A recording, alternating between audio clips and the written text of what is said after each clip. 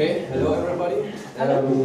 The title of my presentation is called From Empathy to a Critique of Ideology, and there are basically two things I want to do.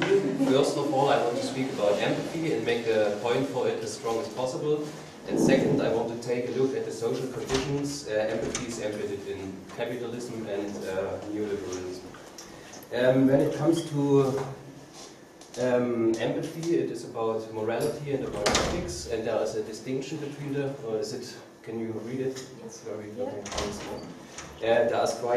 there's a difference between morality and ethics. Morality is the principles and rules by which an individual, groups or cultures act.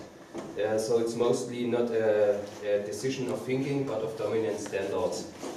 And as for the dominant morality, for example, it's okay to eat cows and to stroke dogs, or it's okay to be against animal cruelty, but for eating meat. So there are some contradictions to morality which do not arise by thinking about it. But when it comes to ethics, it's about the morality of morality, so it's a meta level. And it's about question morality and finding criteria by which an action can be determined as good or bad, or as right or wrong. I want to speak now about empathy in traditional ethics. And there are three concerns with respect to empathy. The first one is that it's unreliable. So one day one can be highly empathetic towards others, while another day, due to certain reasons, one is not. And so empathy is supposed to depend on moods. The second one is that empathy is unevenly spread. So not everybody has the same amount of empathy, and it differs from person to person. The third one is that empathy is irrational, and due to its emotional basis, it contradicts reason and marginalizes the role of reasoning. So to sum up, because it fluctuates, because it is too emotional, because not everybody has the same amount of it, empathy is not reliable, not a reliable basis for ethics. That's the accusation. But I think this is a misunderstanding of what empathy actually is. It is considered a feeling, but for me it is more than a feeling if we think about it closely. So we have a difference between the terms empathy and compassion. In German we say Mitgefühl versus Mitleid or Anteilnahme, and this distinction is quite crucial. So there are certain forms of empathy. The basic one is an identification with someone else. It means that one puts himself or herself in the shoes of others and thinks he or she is the other. So it can apply to real life situations, but to fiction as well. To give you an example what I mean, there was in the newspaper, there was a case some years ago of a man who had an epileptic seizure in a railway station, and he was falling down onto the rail track, and he was about to be driven over by the railway. And there was another person who saw it, and he didn't think about it, he just threw himself over this person who was lying on the tracks and wanted to hold him down so that the railway was not going to drive over this person. And this was of course not a decision-making act or an act of thinking, it was just instinct and intuitive. And as when it comes to fiction, it's a good example is children who identify with a character, and so they do not make a distinction between themselves and other or the character. But what I'm more concerned with is when we identify with another person, we know that the feelings we have are our own feelings and are not the feelings of another person. So the crucial point here is the difference from another person is known, and it takes reflection to engage in another person's situation. So empathy then becomes a cognitive act, and it becomes compassion. In this sense then, some sort of reasoning is necessary to adequately act with compassion. because there is a difference between oneself and the other, and someone is fully aware that another person's feelings are not one's own feelings, but it is possible to understand the situation of another. So we have a distance and a connection at the same time. And when we consider this, we can say that compassion is a guiding principle. And I go back here to Arthur Schopenhauer, and he said it is not necessary for a compassionate person to be constantly empathetic. It is sufficient to be motivated from time to time, but the actions of justice and love for mankind require a certain distance. So we have this formula, harm no one, but help as far as you can everybody. And the first one, harm no one, would be the principle of justice. It would be passive, like not to engage in actions that harm others. And the second one would be to help other people wherever you can. And Schopenhauer, he was very speciesist in this sense, because he said it's love for mankind, but of course it applies to animals as well. Yeah, another advantage of empathy is, in my opinion, that it is highly motivational. So suffering is something that is known to everybody, and it comes in many forms.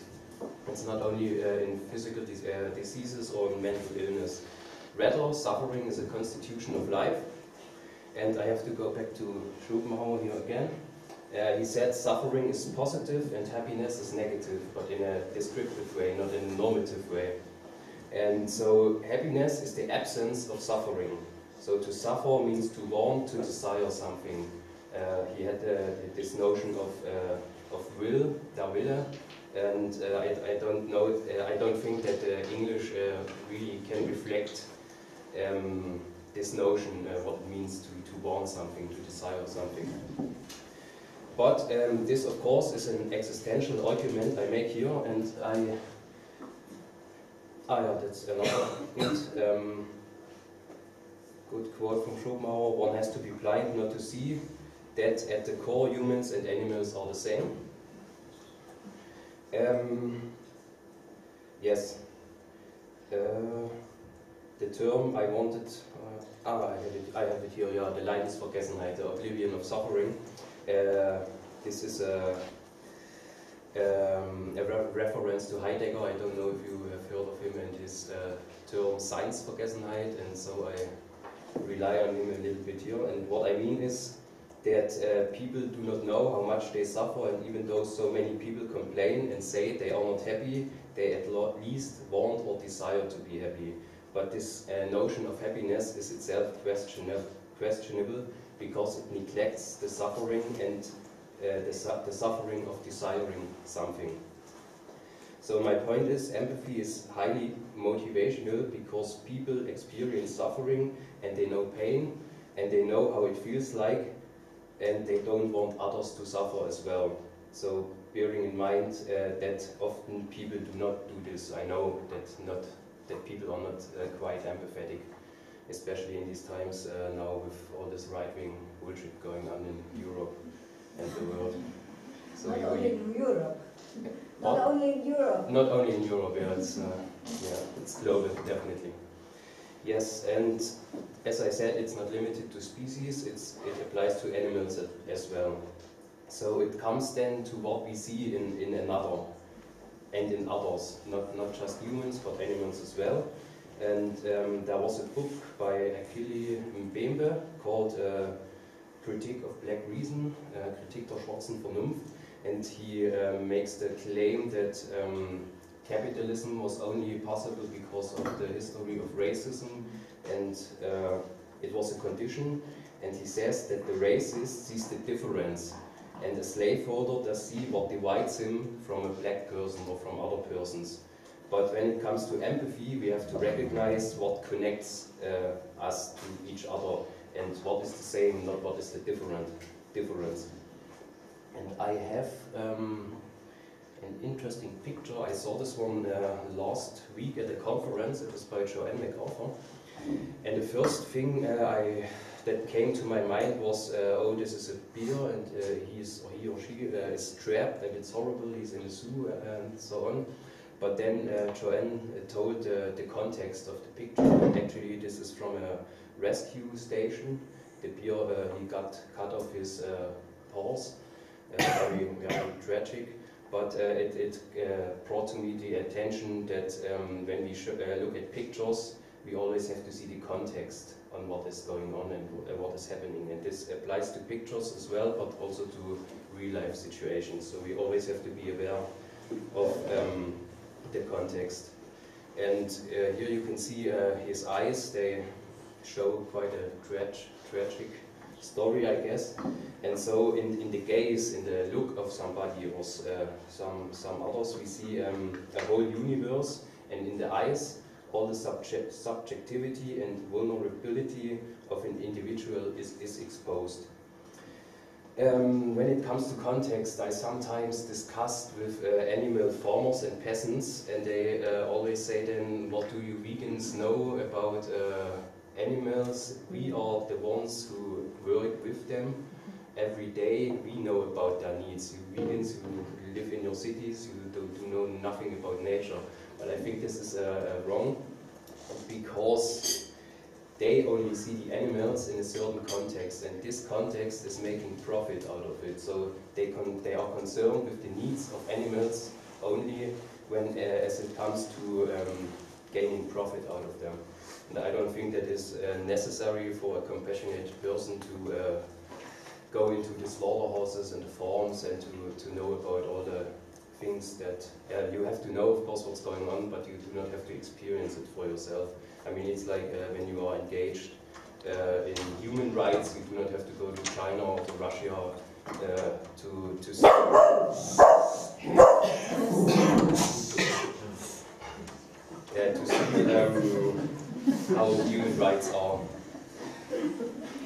see how human rights are violated.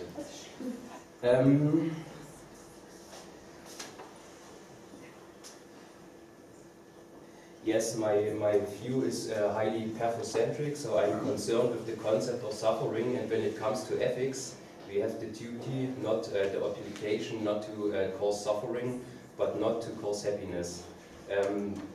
Ethics needs some sort of what shall we do, and what we shall do is not to cause suffering. So there often is a question how to convince people who do not feel empathy. So I get this quite sometimes, what do you do with serial killers who do not have emotions and so on. The first thing is, if they are not motivated by empathy, why should they be motivated by the categorical imperative or by the principle of happiness for as many people as possible, or by the notion of a social contract? These are other concepts of ethics. And when it comes to ethics, motivation is mostly very thin. I am here with Schopenhauer and Marx, who said it's practically impossible to moralize, because it does not change anything. People are just what they are, and the moralizing tone, it brings us nowhere. But furthermore, I want to speak about the evolutionary and physiological basis of empathy. And there definitely is this basis. Organisms and species developed in competition as well as in cooperation. But when it comes to societies, it is not determined whether competition or cooperation will prevail. So my point here is, empathy is possible.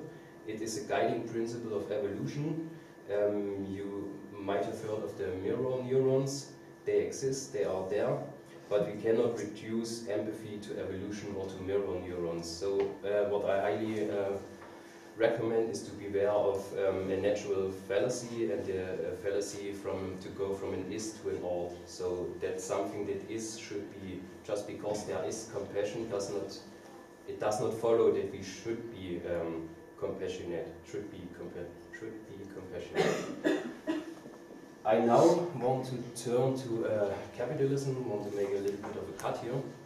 And traditional ethics pose the individual in opposition to the world and to society, but it abstracts the individual from its social conditions. But when it comes to ethics, the social conditions are very important. And what are the social conditions we live in? Capitalism and neoliberalism. I have to go a little bit in the Marxian theory here now, not too deep. I mean, you all should read Capital, das Kapital, of course. In former societies, it was that there was this formula: commodity, money, commodity. Sell a commodity to buy another commodity and to satisfy needs. But when it comes to capitalism, it's the reversed thing. We have money, commodity, and more money. MCM mark. It means to sell a commodity to gain more money and to make profit. And there is one commodity at the market that creates more value than it costs, that's labor. And the crucial point here is that with labor we have to speak about exploitation. I mean, when it comes to the term of exploitation, most people think that exploitation is just horrible conditions and like slaves that work to buy to get sugar and so on and coffee. But exploitation is at the core of the capitalist production. Consider like an 8-hour day of work. The laborer, the proletarian, works for 8 hours, but he needs only 6 hours to reproduce himself or herself. And then we have 2 hours where additional value is produced or is made, and that's the surplus value, and that's exploitation. There are 2 lessons we can learn from Marx especially and from the critique of capitalism. The first one is that capitalism is an epoch in history, and it does not determine history. It is changeable. I mean, there were slaveholder societies, there was feudalism, and now we live in capitalism, but it is definitely possible that one day we will not live in capitalism. The second thing is that social relations become relations of things. That's the fetish character Marx was talking about. So the relations of human beings are rationalized and numberized, and people are distant to each other. So the economic imperative passes over to dimensions in which it should not be.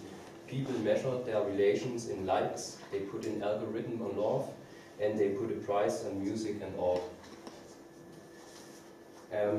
The engine of productivity is determined to be competition, not cooperation.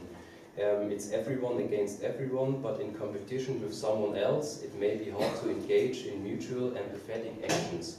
So another person is more of a threat and someone whom I might judge in the notion of value. And as for the capitalist and neoliberal ideology, in which empathy has no place, empathy is considered to be womanish and of lesser value. And I have 2 interesting quotes from the Dialectics of Enlightenment from Adorno and Horkheimer. The first one is, in War and Peace, arena and slaughterhouse, from the slow death of the elephant overpowered by primitive human hordes with the aid of the first planning to the perfected exploitation of the animal world today, the unreasoning creature has always suffered at the hands of reason. So the point here is that reason is not something good in itself, but that reason is quite a bad thing in itself. If we consider the industrial animal farming today, it is highly reasonable, not in a sense that it is good, but that it's effective.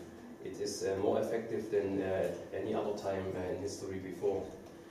In Germany and Switzerland, it is said that there are the best regulations in keeping of animals in the world. I think it's quite cynical, because it would not be possible to keep the animals worse, because then they would die. We have the first sentence of the animal protection law in Germany is no one is allowed to impose pain, suffering and damage to animals without rational cause. Yeah, that's really cynical.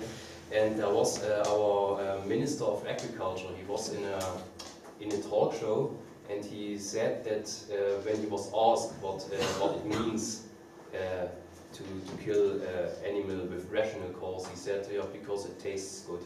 So they do not even deny what nonsense they are saying. And of course there is some intersectionality going on. For empathy being natural, being womanish, and I want to read out the second quote. For the being endowed with reason, however, concern for the unreasoned animal is idle. Western civilization has left that to women. The woman was smaller and weaker. Between her and men, there was a difference she could not overcome, a difference set by nature, the most shaming, degrading agency possible within the male society. When domination of nature is the true goal, biological inferiority remains the ultimate stigma, the weakness imprinted by nature, the mark which invites violence. Where we can best find the capitalist and neoliberal ideology is in the social contract theory. The social contract theory says that only the rational thinking human individual is ethically relevant, and animals are thought to be not rational. They cannot make contracts, so we have no direct obligations to them. The obvious question is, what is about humans who cannot make contracts, like infants, people in a coma, or certain impaired people?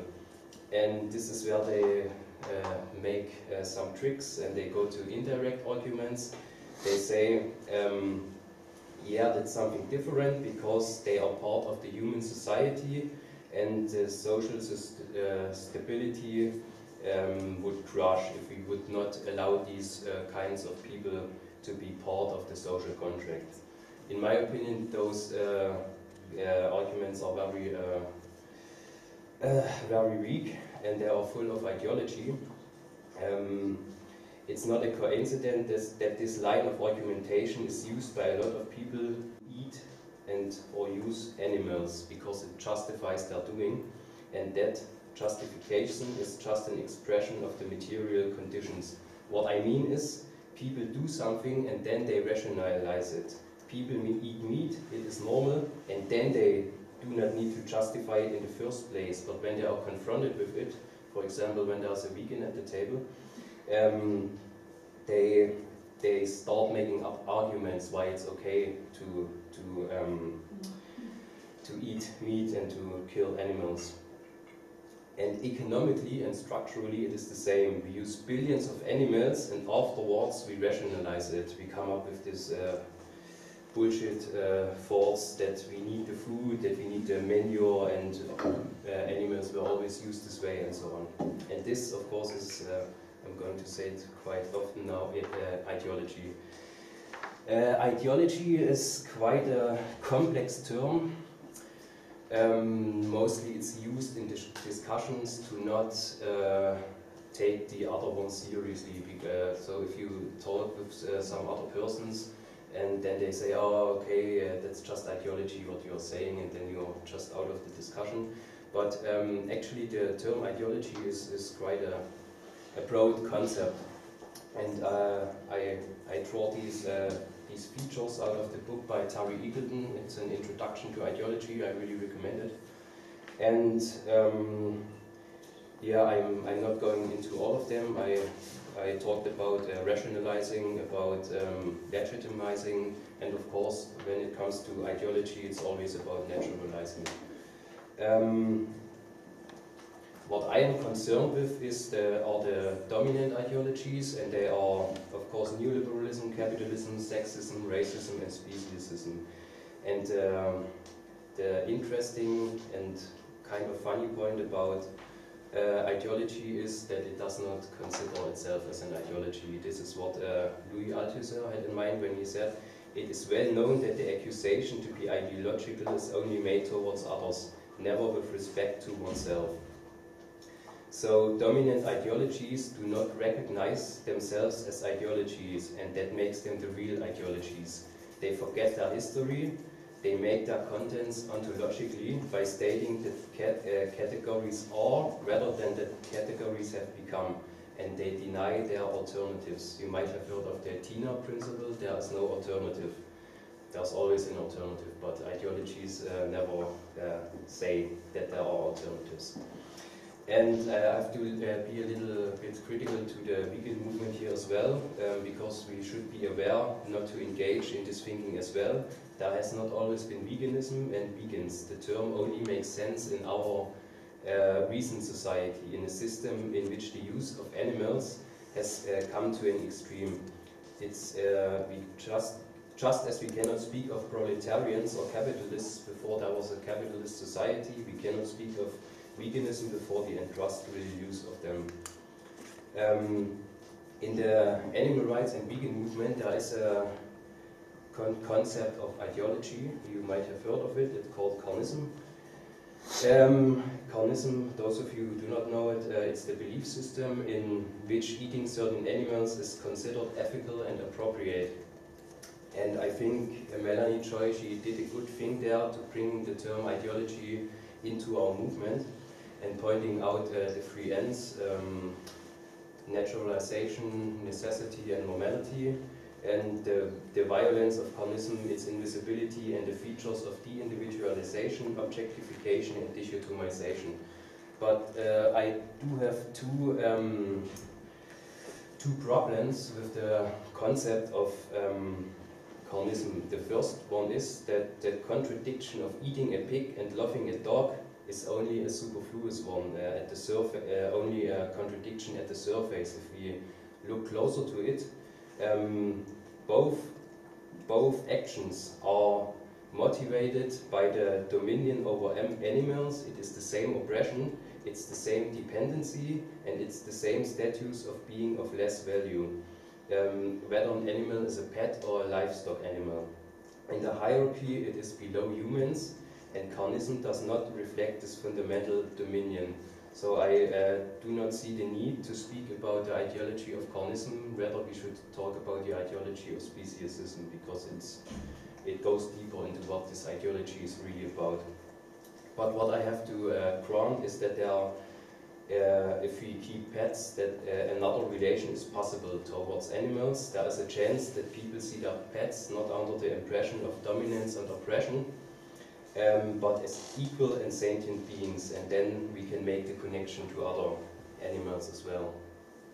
The second thing is the concept of individualization. Common moral philosophy and the neoliberal ideology put all responsibility on the individual. The individual goes to market and thereby establishes demand. What is missing here, of course, is supply, the structures and the institutions. It is the individual in opposition to society, whereas the Marxian notion sees society as a condition to be regarded as an individual. So the potential to be an individual can only be realized in connection with society.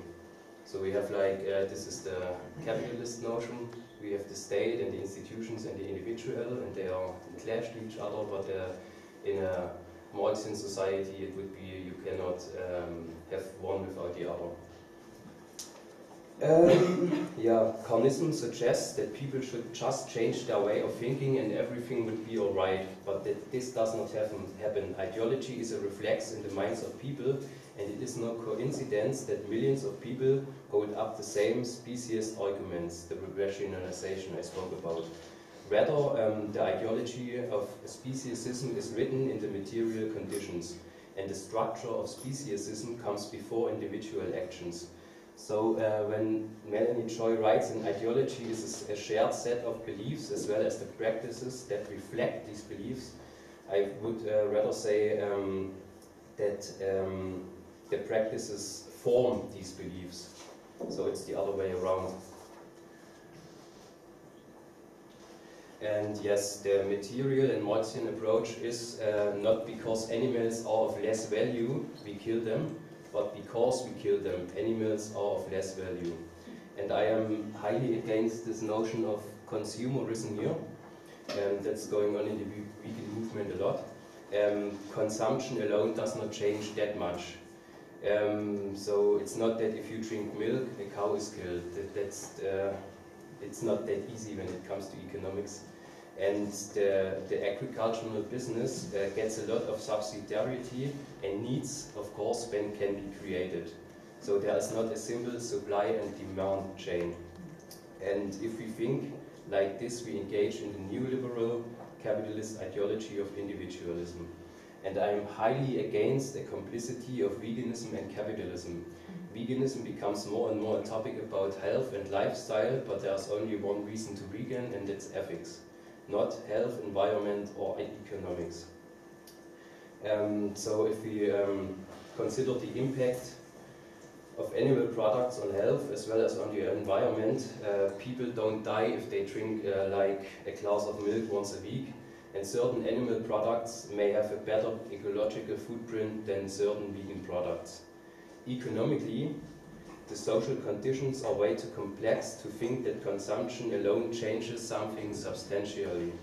So yes, it is good to buy fair trade products and to avoid palm oil, but it is not enough.